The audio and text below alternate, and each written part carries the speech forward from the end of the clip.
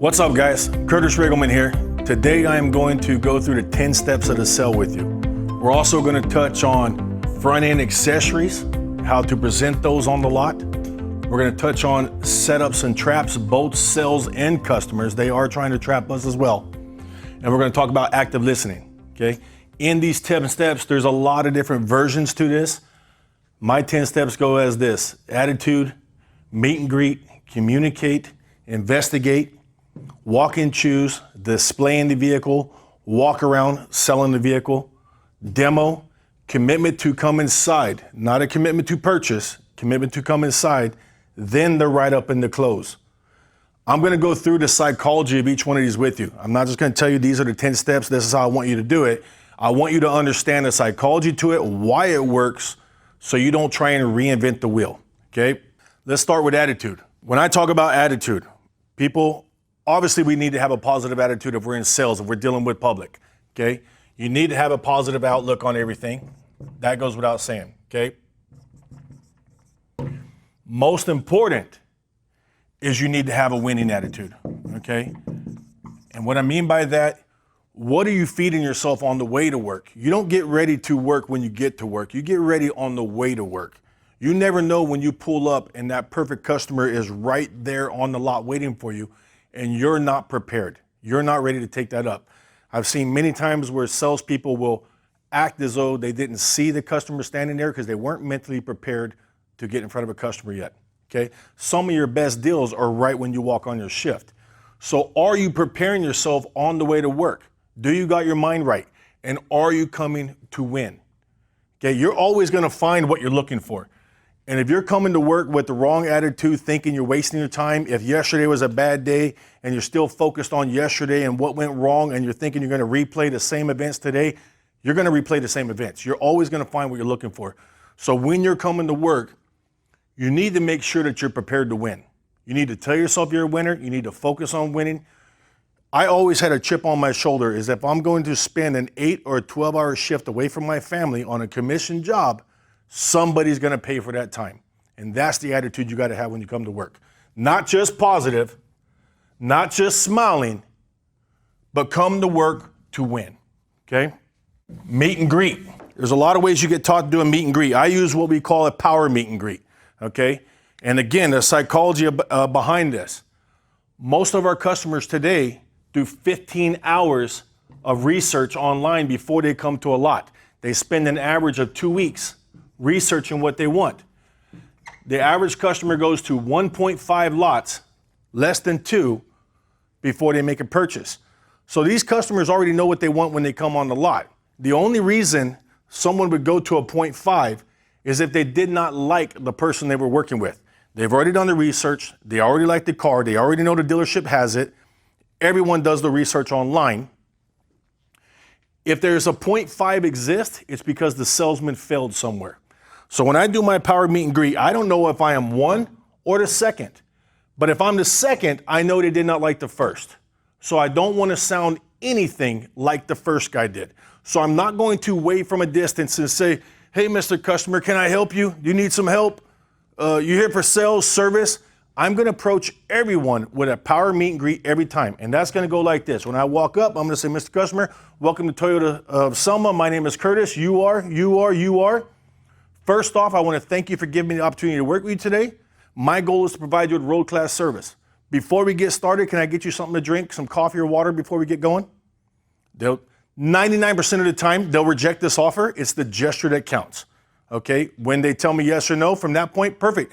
Did you want to look at something new or something pre-owned today? And we start our walk, okay? Now, a jerk reaction a lot of customers will tell you is they'll say, we're just looking. You completely ignore that. Just repeat the question a second time.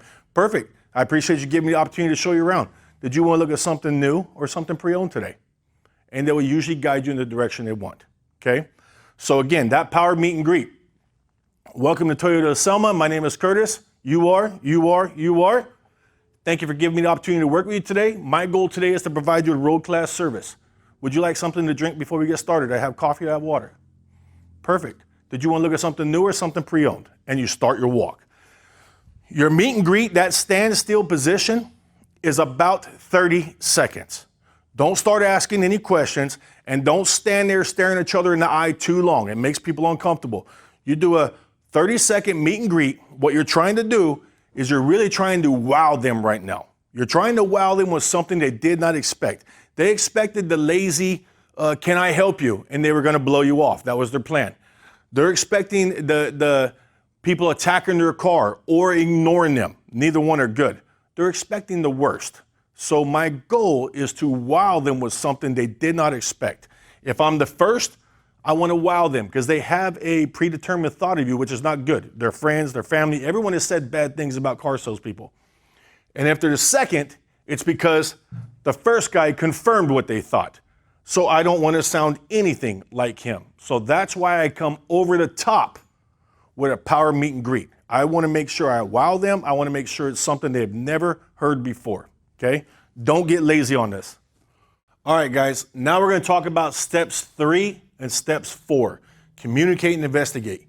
The reason I say both is you got to learn how to intertwine these two together. You can't just make fake conversation with somebody and then follow up asking a bunch of questions. It feels awkward and it's patronizing. You're going to learn how to blend these two together, okay? So after I do my proper meet and greet and then we start walking, we're walking together. I'm not walking in front or behind my customer. We're walking side by side. Then I'll just start conversation. I've always started the same way, okay?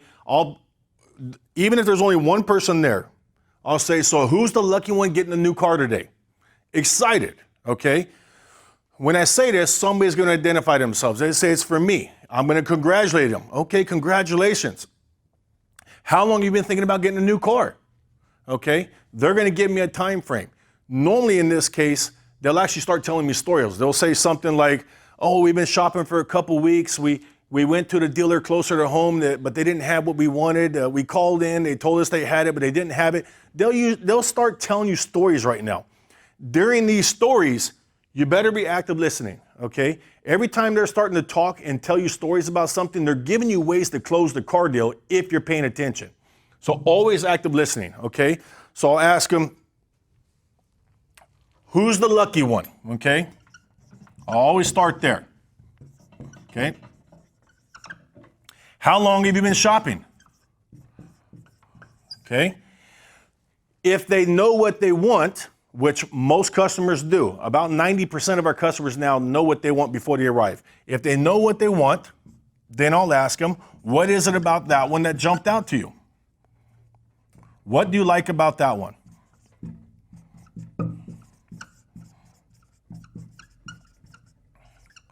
That one, okay? And then I'll usually try to find something to tie an emotion to, okay? And I'll ask them something like, so if this all works out today, what's the first trip you got in mind? Where do you plan on taking your new vehicle, okay? So I'm just gonna write here, what's the first trip?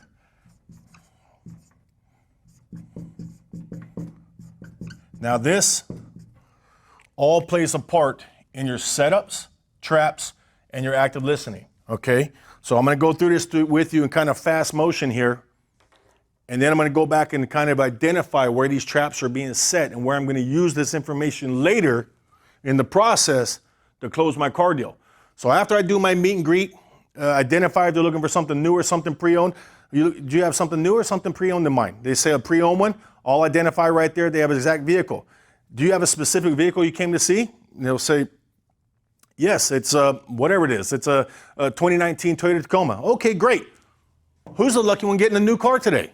Oh, it's going to be for me. Okay, congratulations. How long have you been thinking about getting a new car? They'll say, oh, we've been shopping for a couple weeks. We went to another store. They didn't have exactly what we wanted, or we couldn't agree to a deal, so forth. Okay, great. Let me ask you this. What is it about that 2019 Tacoma that jumped out to you the most? What is it about that vehicle you like? I'm finding their hot buttons now. Again, the questions I ask make conversation. They're not just yes or no questions. So they're going to keep talking right now. They're going to say, oh, that's the exact color I wanted. I tried to buy it new in 2021, but they had the big markup on it, so I couldn't afford it at that time. It's the exact army green color I wanted. That one has the moonroof. They start telling you everything you need right now to close this car deal later. And here's the thing. These are all setups that I'm going to use later to close this car deal. But when I get further down the line in my steps, I can't go back and ask these questions because they start realizing if they answer these questions, this is going to be used against them. So this is the time shortly after hello that I can get this information out that I need, okay? So I'll say, okay, what is it about that one that jumped out to you? They start telling me everything they like about the vehicle. I'm using my active listening and I'm putting all this in my pocket. I'm going to pull this out later to close this car deal. Okay, now I want to get some emotion involved as well. Okay, great. It sounds like you picked out a nice one. If this all works out today, what's the first trip you got in mind? Where do you plan on taking your new car? And they start talking. This creates visualization. They start visually thinking of themselves in the vehicle, where they're going to be using it.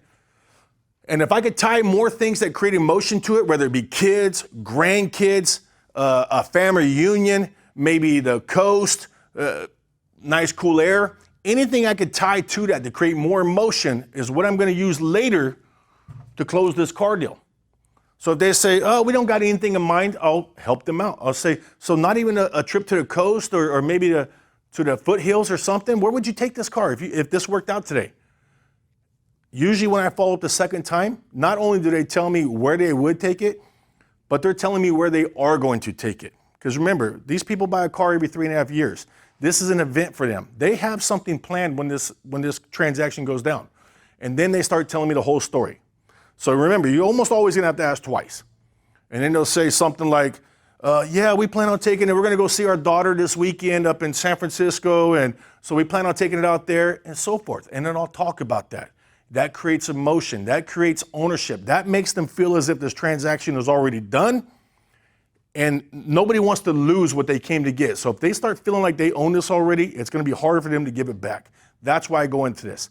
By this time, I'm getting close to the vehicle. You only have so much time to get this information out right now. All of this right here are all setups and traps that I'm going to use later that just feels like a normal conversation. That's the point. It feels like we're just talking. But all this information I'm getting is all going to be used later to close this car deal. If I waste this time, which is you only got about a 2-minute window between hello and arriving at the car. I only have so much time. So during that time, if I waste this time talking about something that's not relevant, how's your day going? Boy, this weather's crazy. None of that applies to a car deal, and you're just wasting valuable time. Once I get to the vehicle, they're expecting you to open it up and so forth. So I can't stand there at the vehicle and try and carry a conversation. In their mind, they're going, what are we doing? It's hot out here. Let's get this transaction going. So every step has to be efficient. If I got a 2-minute window, that gives me enough time to get this information out, okay? I'm gonna come back to this later and tell you how this is gonna be used in the transaction, okay? Step 5, walk and choose. Like I said, most of these customers know what they want before they come in. That's very common, okay? Some don't. So if there's a customer that don't know what they want and they let you know, well, I'm just shopping, I'm not exactly sure what I want yet, I'm gonna ask them a different series of questions. If they know what they want, I can stick to my 4-part plan there. Who's the lucky one? How long you been shopping? What is it about that car? What's your first trip you have in mind? That's all the information I need. If they know what they want, every third-party site now has payment tools on it. Most of these customers have played with the payment. They have a pretty good idea what it takes to buy the car, okay? If they don't know what they want, then there's a different series of questions I need to ask. I'm still gonna ask, who's the lucky one? Okay? I'm still gonna ask, how long have you been shopping? I'm still gonna ask these things because these are part of my setup that I need to use later, okay? But to narrow down what we're looking for, I'm gonna ask them questions that I know they know the answers to, okay? Let me ask you this, Mr. Customer. So I'm gonna ask him, what is it you wanna keep and what's missing, okay? So I'll say, Mr. Customer, what's on your current car that you definitely wanna keep on your next car? And I'll get them talking. Okay, perfect. So your car gets 30 miles a gallon. We wanna keep something that's got the fuel mileage. It's cold AC, whatever the case is, right? I'll name off the things that I definitely want to keep because my follow-up question is the one that closes car deals, okay? So let me ask you this. What's your current car missing that you need the next one to do? This is what brought them into the store, okay? I need something that gets better fuel mileage, or my car's been unreliable. We have a baby on the way. There's not enough room. We got an additional car seat. I have one in the car seat now. We're going to have a second car seat, so I need a third row. This gets them talking. This is the reason they came into the store, okay? So after I ask these questions, I need to reiterate back to my customer, let them know I heard your answers, okay? Because this also sets up the most important question, the budget question, okay? So when I reiterate back to them, so if I understand you right, Mr. Customer, it needs to have this, this, and this, and in a perfect world, it would have this and this, and that would be the perfect car for you. Is that right? I want them to agree. I also want to show value, let them know I heard their concerns. When they agree, I'll say, perfect. Now, if we found the perfect car that had all of that, what type of monthly budget have you set aside for that? Not payment. Payment's a trigger word that'll scare off your customer. It'll end your conversation, okay? Reiterate what you heard.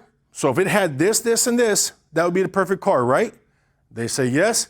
I'll say perfect. And if we found the right one that had all of that equipment, what type of monthly budget have you set aside for that?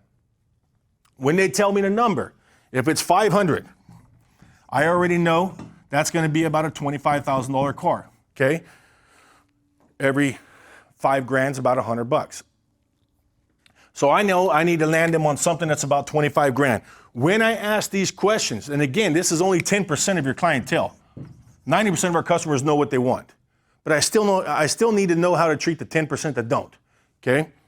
So after I ask these questions and they give me a budget, I need to make a suggestion at that point. I can't just walk the whole lot and tell them, hey, let me know if something jumps out to you. That defeats the purpose of screening. That defeats the purpose of asking these questions. That's not professional. So when I ask all these questions, they give me a number, I need to make a suggestion. Perfect, Mr. Customer. I think I got the perfect vehicle for you. Come with me. This is what they want. This shows confidence. This shows professionalism. This lets them know they're in the right place, okay? So that's the second side of communicating and investigating. This is only 10%. When I first started selling cars, this was 100% of our customers. Today is so much easier with the help of the internet. 90% of our customers know exactly what they want. 10%, you got to do a little bit more legwork, okay? So once I got the right vehicle, now I need to walk and choose. Now here's what you got to keep in mind.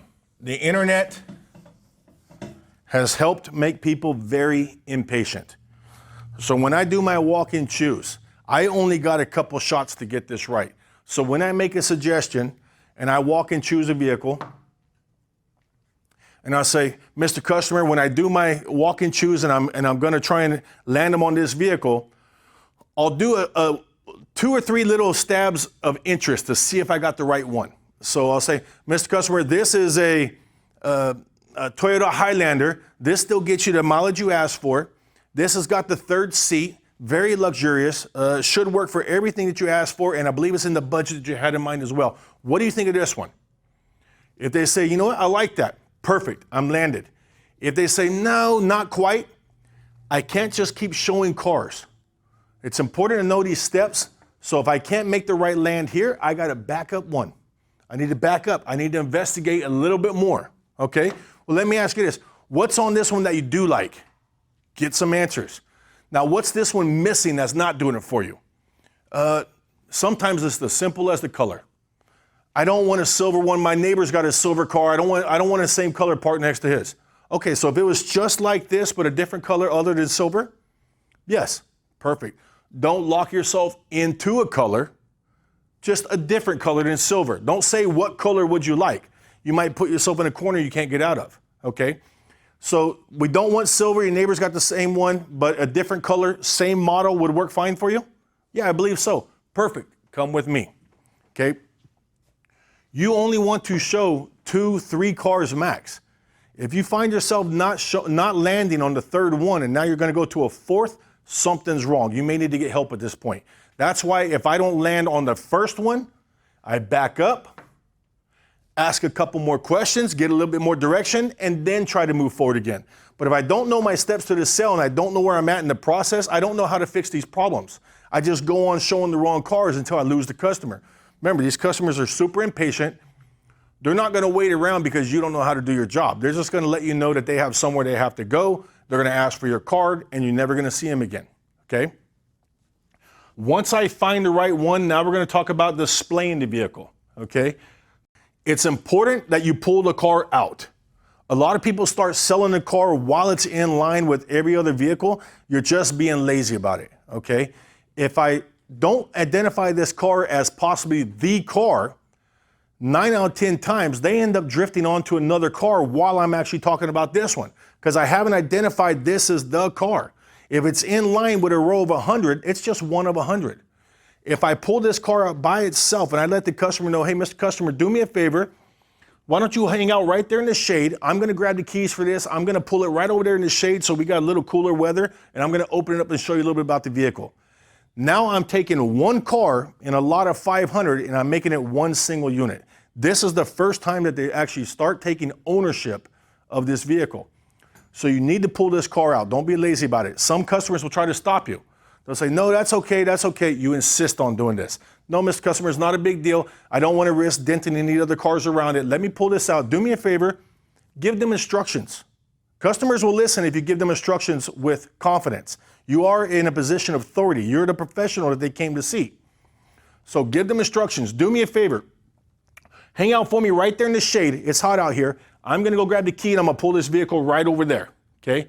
This allows me to do something else. If it's 107 degrees outside, like it often is here in Fresno where we're at, between starting this car and getting it right there, I'm cranking the AC on full blast. I'm pulling the windows down. I'm trying to cool that thing down. If there's seat coolers, I'm hitting the seat coolers. I'm doing everything I can to make this car comfortable, so 5 minutes from now, they feel comfortable getting inside this car and taking it for a drive. If it's hot as shit, they're not going to do it, okay? So now when I pull that vehicle out and I display it, there is a psychology to this. I will pull the vehicle up in front of them. I will cock my wheels slightly to the right, and I'll pull it just at an angle. If you look at the cover of any car magazine, they're always displayed the same way. The front of the vehicle will be slightly sideways and the front wheel will be turned all the way this way. So you got a view of the whole front wheel and this side of the vehicle, the driver's side of the vehicle. Psychologically, this has been proven to be the most attractive view of the vehicle. That's why they're the same way on every cover of every magazine. Being I know this, I want my customers to look at the exact same view. So I'll pull the vehicle in front of them, slightly to the side, spin my wheel over so it's facing them, and I'll park it right there while leaving the AC on so the car's cooling down. I'll get out, step aside with the customer. We're both looking at the front of the vehicle, and this is where I start my conversation. So we're looking at the most attractive side of the vehicle. This is my display, okay? Now we'll go into step 7, the walk around. We're gonna go downstairs in a little bit, and we're gonna do an actual walk around on a vehicle. But what I want to go over right here is just the psychology of the walk around. Just a couple things I'm going to talk about. If we're talking about the 90% and they know exactly what they want, the only thing I'm going to do right here is I'm going to confirm. Okay? My walk around is not selling. We're not selling anymore. All we're doing is confirming. The internet has done all the selling for us. Remember, 15 hours, 2 weeks of research. They go to 1.5 lots on average. They know what they want already. So if I start selling something that they don't see value in, 2 things could happen here. One, I could bore them, because remember, our attention spans are like this. I could bore them, and you can get the, you know what, I have to be somewhere, can I get your card sent in? So we don't want that, okay? Or I can mention something that goes against the research, and I can send them back to the research stage. I could sell something that they weren't aware of or that they don't agree with, and actually send them back to research. And that happens when they go, you know what, Curtis, I didn't realize that had that. I don't know if I need that or not. I don't know how much more I'm paying for that feature I'm never going to use. I'm going to have to think about this a little bit. Do they offer it without it?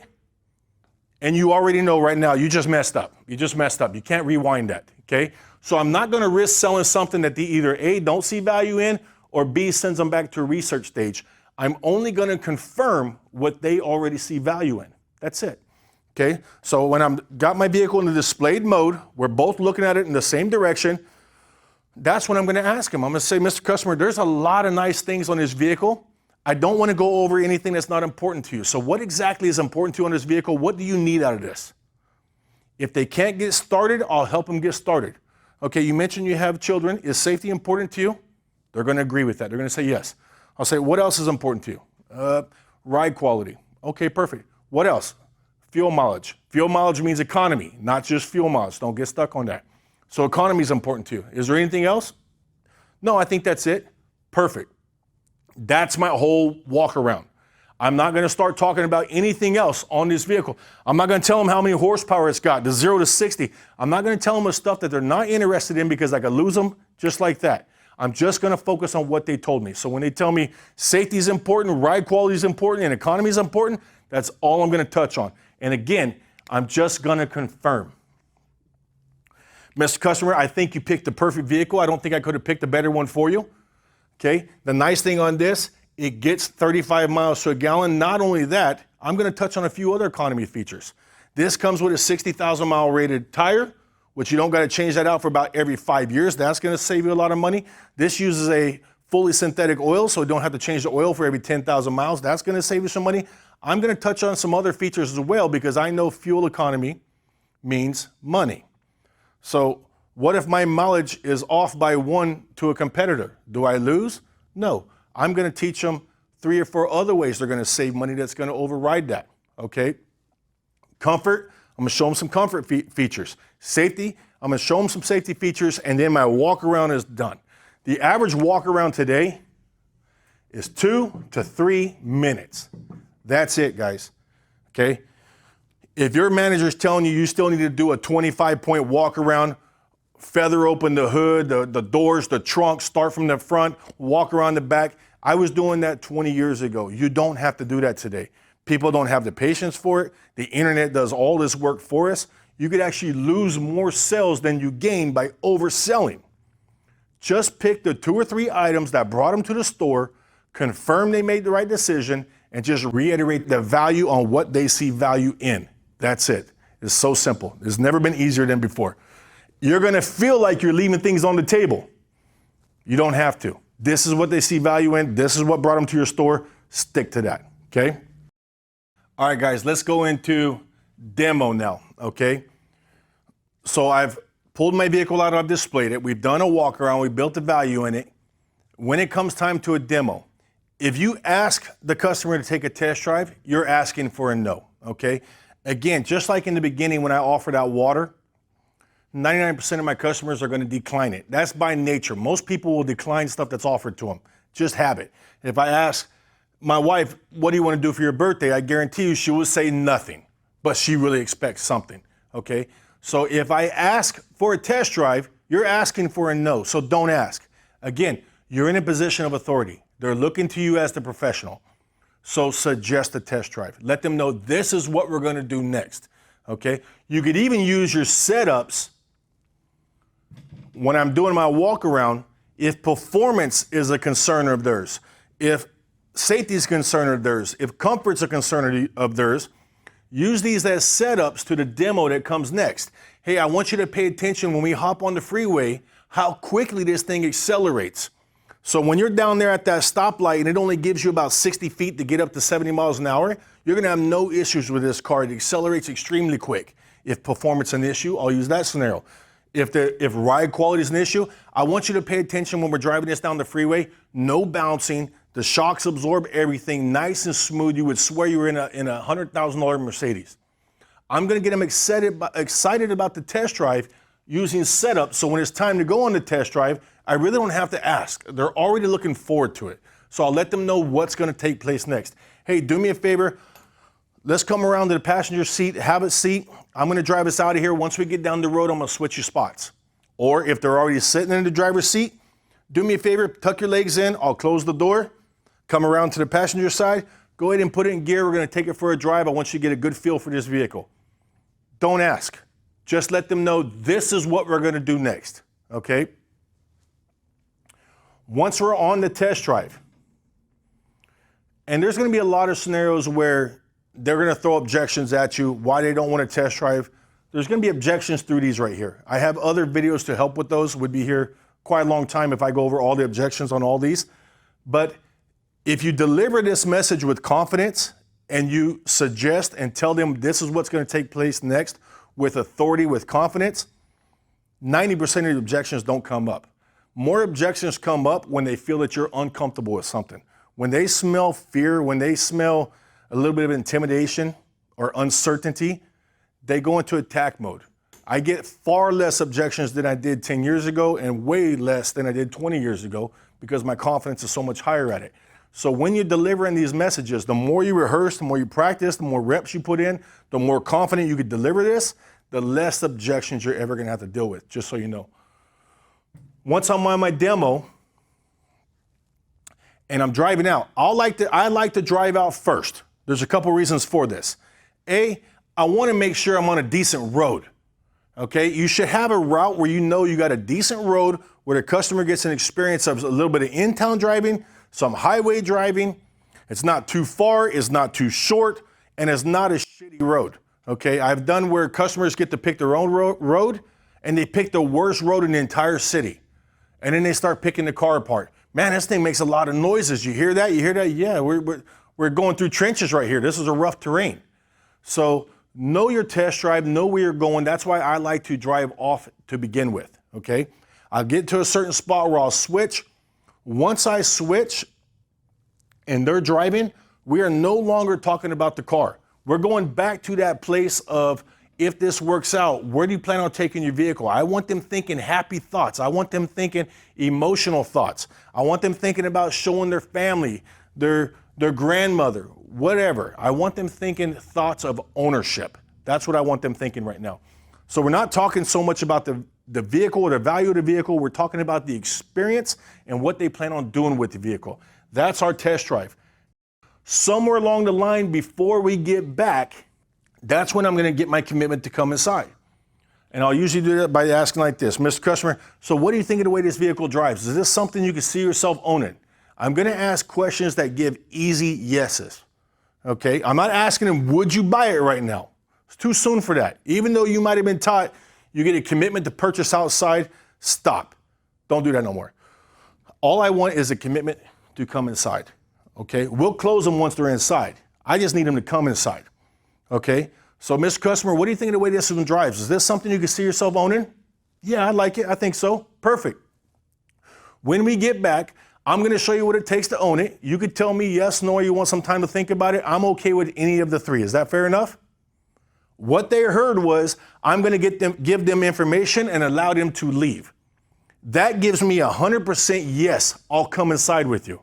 That's all I want right now. Remember, this is one step at a time. I don't need a commitment right here. Would you buy the car if the price is right? It's too soon for that. That's step 10. That's my final process. All I need them to do is come inside with me because I can't close a car deal outside. And if I ask too early, Mr. Customer, if I got this to the right payment, are you ready to move forward today? Are you ready to buy it? And they reject it, a wall goes up that's very hard to bring back down. Then it's hard to get them inside. Then I'm going inside, I'm asking for help. Me and a manager are walking back out together. This is all bad. So while I'm on my test drive and they're driving, this is an easy position for them to say yes. I'll ask easy questions. Mr. Customer, what do you think of the way this car drives? Do you like it? Yeah, this feels good, Curtis. Perfect. Do you think this is something you could see yourself owning? I think so. Perfect. I'll tell you what, when we get back, I want to give you an idea what it takes to own it. You could tell me yes, no, or you want some time to think about it. I'm okay with any of the three. Is that fair enough? Yeah, that works. I always end with fair enough because, again, it's an easy question to say yes to. I want easy yeses, okay? When I come off my test drive, I'll use my phone. I'll take a picture of my miles on the vehicle. My key should have the stock number on it, picture of the miles, and we go straight inside. Do not get out and stand around the car. Don't ask any more questions about the car. Don't stand back and stare at the car together with that uncomfortable silence till somebody asks for a card. You get out the vehicle, you walk straight inside as if they're following you, you hold the door open for them, and again, give them instructions. We're gonna use that office right there. Go on over there, I'll meet you right there, okay? All right, guys, now we're gonna start the write-up, okay? Step 10, the write-up. So once I set my customer down, I got to get the information in the CRM. I got to get their information in the computer. okay? This generally isn't too hard. If you have a hang up, it's usually when it comes to the social. That's where they'll usually say, well, what do you need that for? I need to confidently deliver them a reason why I need that social. And I'll let them know, Mr. Customer, I made you a promise outside that I was going to find out your very best price, lowest payment, lowest interest rate. Do you remember that? They'll agree to it. Yes, I remember that. This requires a social for me to get that for you. What's your social again? And then I'll go through and get my social. Once I got my information in the computer, now we have to print. Okay? This print time, for me to print this and go get my paperwork and come back to the customer, you got a 30 to 60 second lag time right here. Okay? During this lag time, this is where I set up my write-up. Okay? Because the last thing I want to do is leave these customers alone talking to themselves, and when I come back, all of a sudden they have to leave. We've all had that happen. We come back, oh, you know what, we got to get going. My son called, my kids are acting up. I got to pick my kids up from school. All of a sudden, something's changed. I left them there alone too long, minute, 2 minutes, which when you're sitting by yourself feels like forever, okay? I left them there alone too long to think about the process, and they cooled off. Or they pulled out their phone, they found one cheaper 100 miles down the road. Nothing good comes out of leaving them alone during this process. So my write-up starts here. I'll start with this guideline. This is something we've created. We call it a credit guideline. Basically, A, B, C, D credit. Each one has some guidelines of what we consider A, B, C, D credit. They don't say anything about credit score. Okay, for example, A credit asks, have you lived at the same home for 5 or more years? Do you own your home? You might have big credit scores that you just unqualified them for A credit. But the biggest part is they all end with the suggested down payment. So my A credit ends with suggested initial down payment is 10% cash or trade value. B will be 20% suggested down payment or trade value. C 30, D 40. This is the biggest thing of this whole takeaway that I want, is I want a place to start my write-up that has some type of justification to it. They read this. You know, when I started 20 years ago, they would tell you, you tell them banks ask for 1/3 down. You're not going to get away with that today. Everyone knows that they can buy a car with no money down. They can go get their own loan. So when you say something like banks are asking for 1/3 down, you lose credibility right then, and you create this conflict right then. Most write-ups, 4 squares, they're shaped differently, but they all basically have the same thing. You got a selling price, you got a trade value, you got a down payment, and you got a payment box. They come in different shapes and sizes, but they all basically have the same thing, okay? So when I come back with that paperwork, once you sit down with that paperwork, all small talk is gone. This is time to start business. You got to get right into business right now, okay? So I'll set it up by giving them instructions when I leave. So when I leave to go get the paperwork, Mr. Customer, I'm going to go grab our paperwork so we can get started. Do me a favor. Read through this credit guideline right here. We have A, B, C, D. Read through each one thoroughly for me. When I get back, let me know which one best fits your credit. Okay, again, a dual purpose. This sets up my starting point where I'm going to start my write-up. This also occupies my customer's mind and time so they're not thinking about something else while I'm gone. I don't come back to a customer wanting to run out and leave because I put them on task while I'm gone. So, Mr. Customer, do me a favor. Look over this, read through this, let me know which one best fits you. I'll be back in 1 minute. When I come back, Mr. Customer, which one of those best describe your credit? My customer says A or B credit, they're proud of that. I'm going to congratulate them on that A or B credit, and then I'm going to repeat the suggested down payment. So I come back, Mr. Customer, which one of those best describe your credit? He says A credit. Well, congratulations. Not a lot of my customers are A credit. That makes my job a whole lot easier. With A credit, they normally ask for 10% down. In this case, is about $3,000. I'll use hand motion here. Now, of course, you know the more you put down, the lower your payment's going to be. Do you want to work with the 10% or do you have something else in mind? If they say, in most cases, they'll say less. They'll say, no, I want to do it with no money down. I bought my last car with no money down. Not a problem. Now, they're expecting an argument right here. They're expecting combativeness. This is what they've been taught and programmed before. I'm going to take their answer and move on, okay? Not a problem, Mr. Customer. I'm going to give them a payment of what it should be with no money down, and I'm going to give myself a little bit of room to work, okay? Not a problem, Mr. Customer. So with no money down, with your good credit, we would normally be in a scenario of about 600 to 700, of course, depending on term rate, things like that. Is that the payment you had in mind? When they counter, which is what you want, and they say, no, Curtis, I want to be no more than $500, there's my first commitment. On this page, I got 2 commitments right now. I got 0 down and 500. Okay, there's 1 and there's 1. Keep track of this.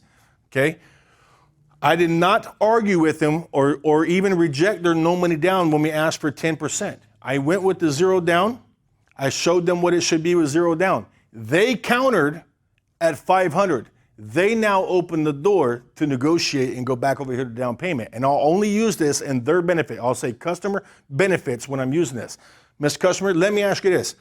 So we can help get to your payment where you're comfortable at 500. It may require that 10%, might even require a little bit more, I'm not sure. But if it took that 10% to help get to the payment you're comfortable with, is that a possibility? They might reject me right here. They may say, no, I can't do that. I'm going to get as much as I can get at this point. Mr. Customer, how close to that can you get so we can help get to your payment? Your payment, not my payment. So we can help get to your budget. How close to that 3,000 can you do? I could probably come up with 1,500. There's my second commitment. I'm only going to get 2. I got 1 and 1. There's my second. I'll get 1 more here, and I'm done. Okay? Perfect. I need to show them what 1,500 normally does to this monthly payment. That's definitely going to help, Mr. Customer. Normally, 1,500 would lower each one of these about $30. It put me roughly about $570 to maybe $670. If we needed a little bit of help over that 500, what would be the most? 500 to what? And I'll do this big umbrella right here, this rainbow, as if 500's over here, what's the max over here? If we needed some help here, what would be the max we can go here? 500 to what? This normally gets me $50, $75, or $100 right here. They'll say, the most would be 550. There's my second commitment. I'm done. I got 1. I'm using their counter to open the door, go back and work the down payment a second time. I get what I can get. I show them what that would normally do. That sets up my second monthly payment. I get what I can get there, and now I'm done. Now I need to go for my commitment, okay? When I go for my commitment, I need to create doubt and hope. This is what gets customers to move forward right now. If they feel it's a okay deal, they're going to leave. If they feel it's a fair deal that they can get at another time, they're going to wait.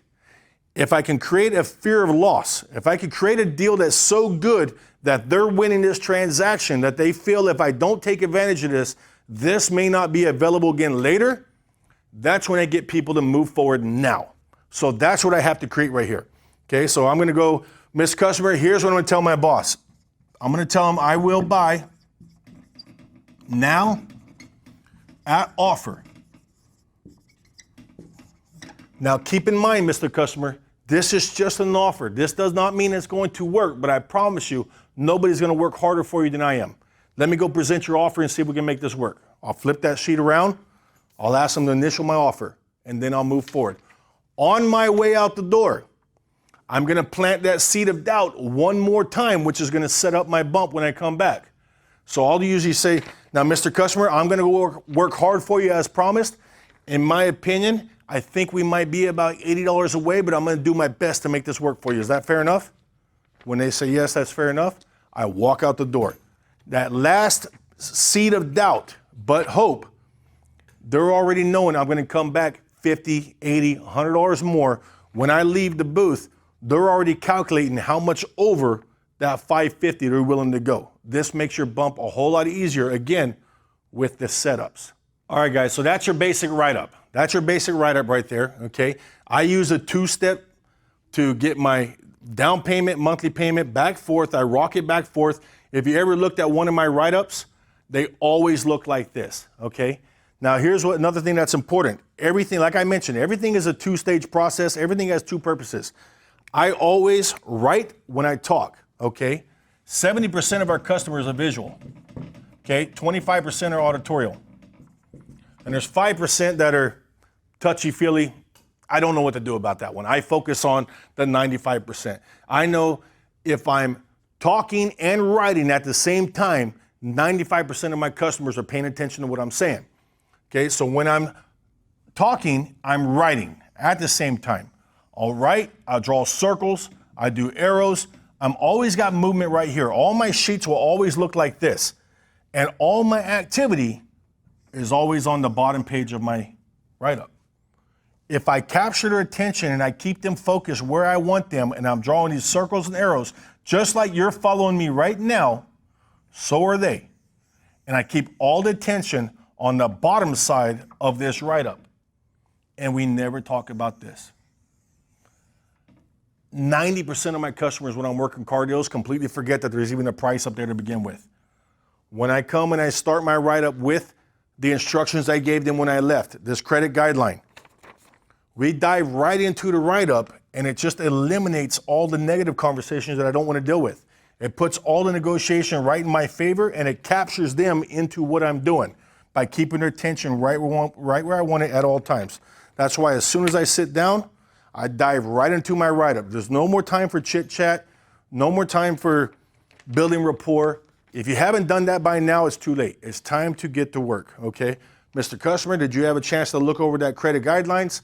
Yes, we did. Which one best fits you? We're A credit, perfect, right to work. Dive into my write-up, two-stage it, get your commitment. Make sure you use the words now, and you use the word offer. And then I'll reiterate that. Now, Mr. Customer, keep in mind, this is just an offer. It doesn't mean it's going to work, but I promise you I'm going to work hard for you. I've said this line probably 3,000 times. Does not mean it's going to work, but I promise you I'm going to work hard for you. They need to know this is an offer. That keeps the doubt and the hope alive. They need to know this is now. I used to put on there today, or I would just skip it and not put anything. And the customers would turn around and use that against me. They would say, no, I am going to buy it, but not right this second, not today. So I got away from doing that, and you close them to now and offer. That's your write-up, okay? Okay, guys, so we just finished with step 10, going over the write-up. Now what I want to talk about is the setups and the traps that we talked about initially, okay? This goes all the way back. Every step that you're going through here, you're using active listening, and you're setting traps that you're going to use later, okay? I'm going to also go over a couple customer traps that they try to use on us, okay? But in the initial communication and investigation, we ask, who's the lucky one getting a new car? This comes off very easy, and it's just conversation. Hey, by the way, who's the lucky one getting a new car? You're excited. During that excitement moment, somebody raises their hand, they say, it's for me. And I'll say, okay, congratulations. How long have you been thinking about getting a new car? Okay, how long? Okay, then I'll get those hot buttons. What is it about that car that jumped out to you? Why do you like that car so much? Okay, we get those hot buttons. And then I'll ask them that emotional question. So if this works out today, where's the first place you plan on taking a new car? What trips you got in mind? Okay. These are all things that I'm going to use later to close the car deal. So when it comes time to close this car deal and I deliver the first pencil, which is usually a big pencil. It's intended to be a big pencil. This is where you make your money. Okay. When I deliver that first big pencil, most customers are not comfortable negotiating, so they want to leave. They want to run. It's what I call using a back door. They're going to find a back door to try to escape because they're not comfortable with it. So I need to make it comfortable and easy for them to stay and negotiate this car deal. So when I deliver that first big pencil and it's more than they want to pay, it's $200 more than what they had in mind, and they go, okay, Curtis, you know what, let me think about this. I need to go home and discuss this with my wife or my brother, my mother, whoever this missing third party is. Okay? I could remind them of the conversation we had outside earlier, and I could bring it back to what's important. That piece of paper in front of me, that piece of paper that has the negotiation on it. I got to keep it here. I can't keep talking about who's missing or how long they've been looking or any of those things. I always want to bring it back to the piece of paper. I'll use my setups that I used earlier, and I asked them, who's the lucky one? They said me, and I said, how long you been shopping? They said, a month. This is the perfect vehicle, all those things. I'll remind them of that when they try to use a back door and escape, and I'll bring it back to my piece of paper that's in front of me. So they say, okay, Curtis, that looks good. Let me go home and think about it. I need to run this by my mom, and I need to talk to my brother about it. I need to talk to my wife about it. I'll say, Mr. Customer, I talked to you earlier, and I asked you who's the lucky one getting a new car, and you said this was for you. In fact, you've been looking for it for a month. This is exactly what you were looking for. I don't think that you need to discuss this with anyone else at this point. I think there's something on this piece of paper that you don't agree with right now. Am I correct? And then 9 out of 10 times, they're going to shake their head yes. They're going to say, yeah. And then I can start funneling it down and start narrowing down what's the problem. Let me ask you this. Is it the price of my car? Is it the down payment you're uncomfortable with? Or is it the monthly payment? Or is it all three that don't work for you? It doesn't matter what the answer is, as long as the problem is on this piece of paper and not up here in something I can't control. I can control this. I got to bring the problem back to here. I don't want to go looking for what I call ghost. I don't want to go chasing down this wife that don't exist, that she can't answer the phone, can't talk on the phone, can't have visitors. I don't want to go down that rabbit hole, okay? I want to remind them of our conversation earlier and bring it back to this. We had mentioned earlier, I'd asked you who's the lucky one getting a new car. You said this was just for you. You're going to be the only one driving it. My guess is I don't think you need to discuss this with anyone. My guess is there's probably something on this piece of paper that doesn't work for you right now. Am I right? When they say yes, we go back to what we can control. Let's start figuring this out. Okay, that's the setups we're using outside, guys. That's why it's important to ask these questions in that 2-minute window in the initial meet and greet. If I don't ask these questions now, I don't have anything to fall back on when they want to use these back doors. During the first pencil, they're always going to use a back door and they're going to try to escape because most customers are not comfortable negotiating. If I don't have a way to remind them and bring it back and use their own words against them nicely, and bring it back to this piece of paper, then I'm left trying to figure out who this missing third party is. Or they might say the time frame. They might go, okay, Curtis, that looks good. Like I said, we just got started shopping. We haven't shopped very long. We want to think about this. We still got a couple more we want to look at. Whatever the case is, now they're using how long or time as a back door. I can remind them of our conversation. And I'll say, Mr. Customer, earlier we talked and I'd asked you how long you've been shopping. You told me you've been looking for 3 weeks. In fact, you went to another lot and it didn't have exactly what you wanted because this was the perfect color. You've been trying to find it for almost a month now. My guess is I don't think you need any more time to think about this. I think there's something on this piece of paper that doesn't work for you right now. Am I right? When they say yes, now we start narrowing it down. Mr. Customer, is it the cost of the car? Is it the down payment or is it the monthly payment or is it all three that don't work for you right now? Again, doesn't matter what the answer is. As long as the problem is on this piece of paper, I can fix that. I can't fix these. Make sense? That's why you use your setups in the beginning. That's why you use active listening to hear what you need to hear to use later to make this car deal happen. If I don't get this information up front, they're going to use these back doors to leave. And we're going to be left asking them the same questions over and over. Hey, have you had a chance to talk to your wife yet? It's funny how they never talk to the wife. 3 days later, no, we haven't had a chance to talk to her. We're still talking about it. It's funny how that never happens. It's because it was never the problem in the first place. The problem was here. We just did not make it easy for them to say, right here's the problem. Okay? Now, let's talk about front-end accessories. Again, most of the dealerships today have gone away from markups. They use accessories as a way to add more gross. A lot of sales guys get paid on this. Some stores, it's only back end, your finance gets paid. Either way, if you sell the products, it makes it easier for your sales manager to make the deal. Sometimes that front-end product might be the only gross in the car deal. Every dealership's different, okay? We use a product called Car Alarm. Okay, this is a Bluetooth alarm device. It's got a few advantages to it, okay?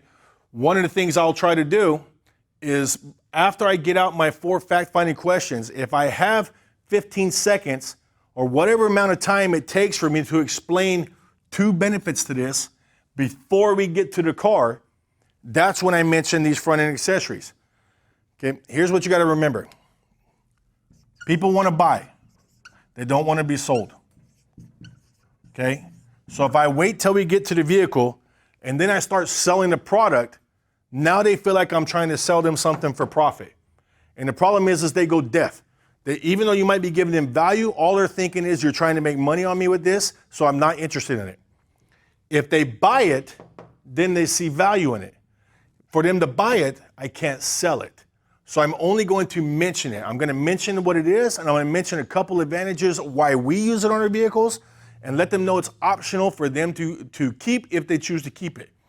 This creates interest on them. This creates value. Usually this will create a couple questions from them which show interest. So let's say if it's car alarm. Car alarm is attached to our phones. What it is, it allows us to lock and unlock the vehicle from our phones. If you're within Bluetooth range, it shows where the vehicle is located. It's an active alarm. It has a shock system on it, so if somebody is actually rattling your car or underneath your vehicle trying to cut off the catalytic converter, the shock sensor will activate and it'll tell you on your phone something's going on with your car. Okay. The other thing it does is it's a kill device on your vehicle. So even if you left your keys behind somewhere and somebody picked up your keys and they went to your car to try to take your car, unless you activate it by your phone, those keys won't work because the car has a kill system on it. Most insurances will give you some type of insurance break for having this type of security device on the vehicle.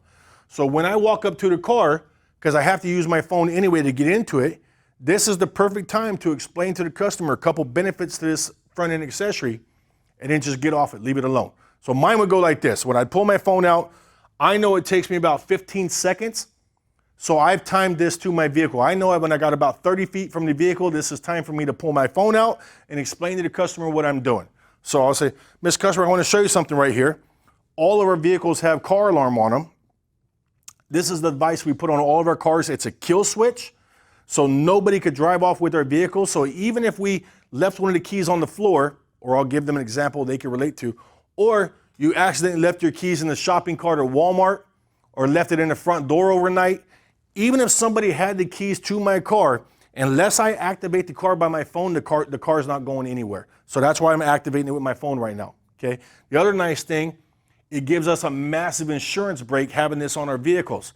In most cases, the insurance break is less payment than what the payment is to actually keep this on your car. So in most cases, it actually comes out free anyway. But if you like it, the finance manager can go over that more with you later. So that's it. I'm going to touch a couple quick benefits. I'm going to let them know why we choose to use it, what the value is to us. Let them know it's transferable if you want to, and then get off it as if I don't care. And then that's what intrigues the interest in it. That's what will intrigue them to ask more questions. So I've had customers say, so wait a minute, so how's that work again? And now I could actually sell it. Once I got their attention, once they ask one question, now I got a 30-second sales pitch and I can get into more depth. Well, here's exactly what it is. This shows you on your phone what's going on with your vehicle. If you're within Bluetooth range, so if you're in a parking lot, you can find your car. If somebody were to actually start rattling or shaking your car, it's got a shock sensor, and I'll give them, again, something they can relate to. In other words, if somebody was under your car cutting your catalytic converter off, it's actually going to notify you on your phone. Even if you left your keys in the front door, we've all done that. We come outside in the morning, our keys are in the front door. If somebody grabbed my keys and went to my car, unless I activate it with my phone, my car is not going anywhere. So that's why we keep it on all of our cars out here. It keeps our inventory safe. The discount you get through the insurance for having it generally pays for it anyway. 95% of our customers take it because it basically comes out free anyway, and it's a nice thing to have on your car. And then I'll move on. Okay? So again, front-end accessories. If your only go-to is you're telling the customers it's already installed on the car, we're not removing it, and now they don't see value in it, they're not going to feel good about buying your car. In most cases, it would actually kill your car deal. But if you just explain the value, why we put it on, why did we put it on there? What's the value to us?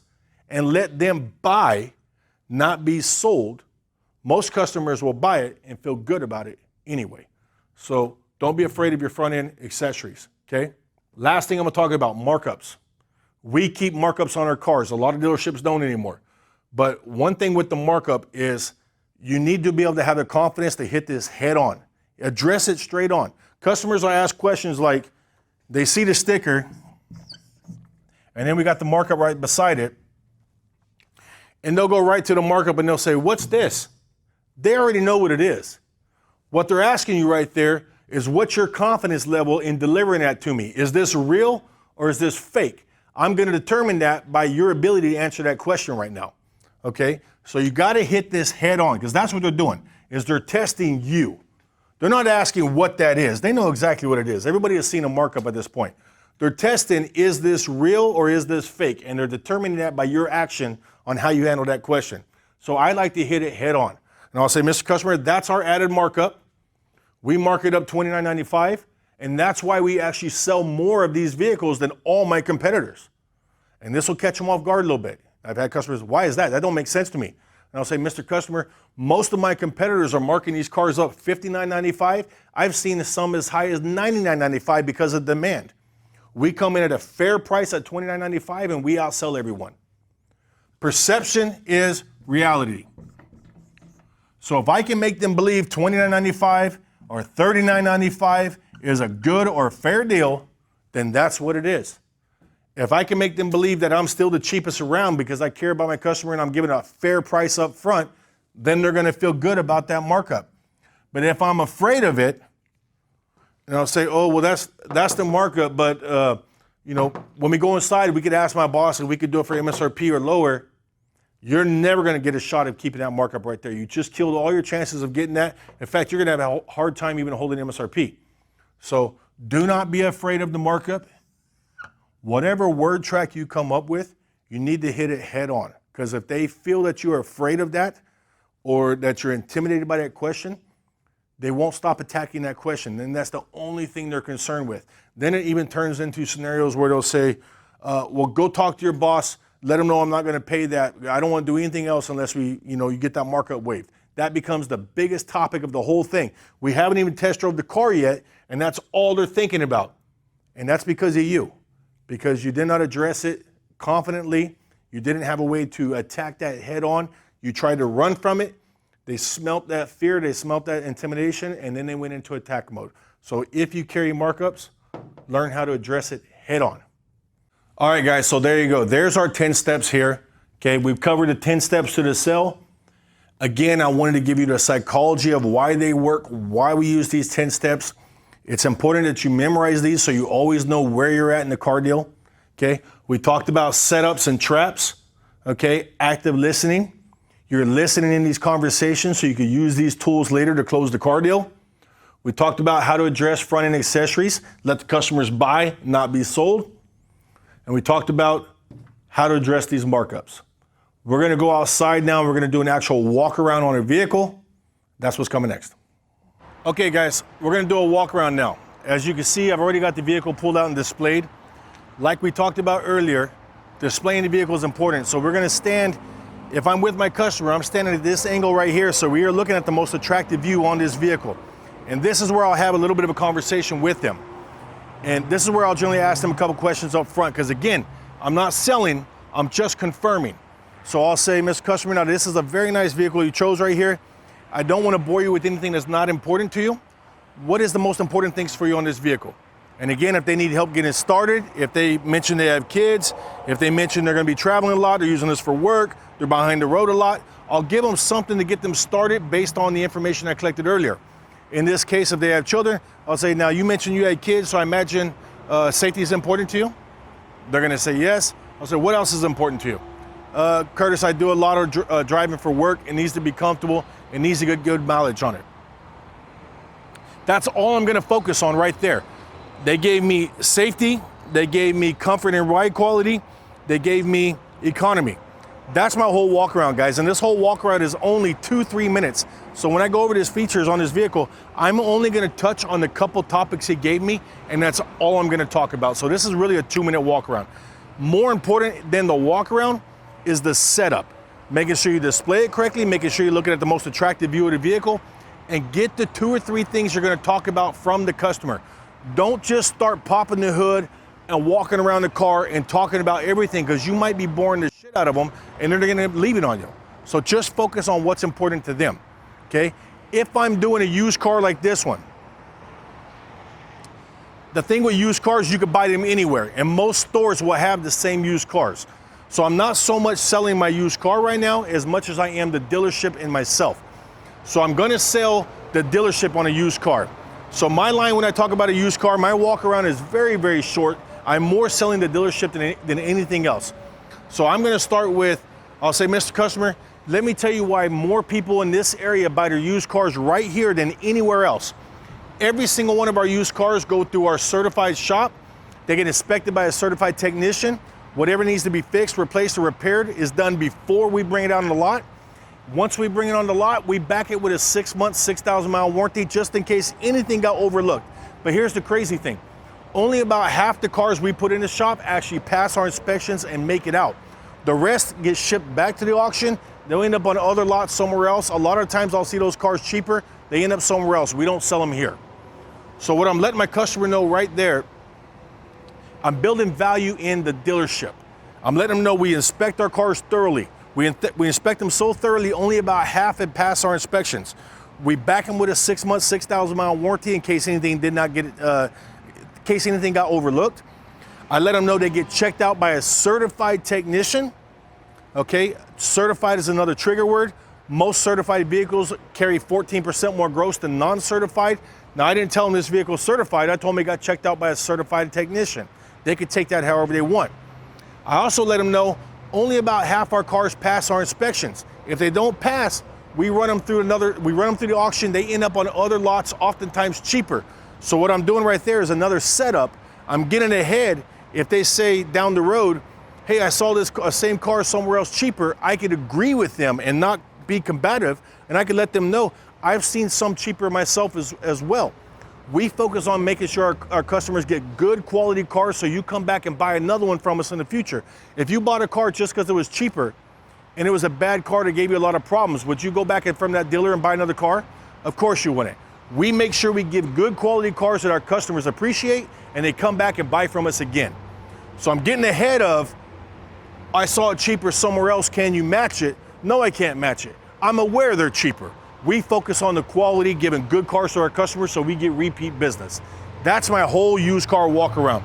I just sell the dealership. I'll slow that line down for you so you can remember it. I let them know most people in the area buy their used cars right here, so I'm letting them know if everyone else is doing it, it must be the right thing to do. That's another psychological trigger. It's an influencer. Mr. Customer, let me tell you why more people in this area buy their used cars right here than anywhere else. Every single one of our used cars go through that shop. They get a 147-point inspection by a certified technician. Whatever needs to be fixed, replaced, or repaired is done before we bring it on the lot. Once we bring it on the lot, we back it with a 6-month, 6,000-mile warranty. Now, here's the crazy thing.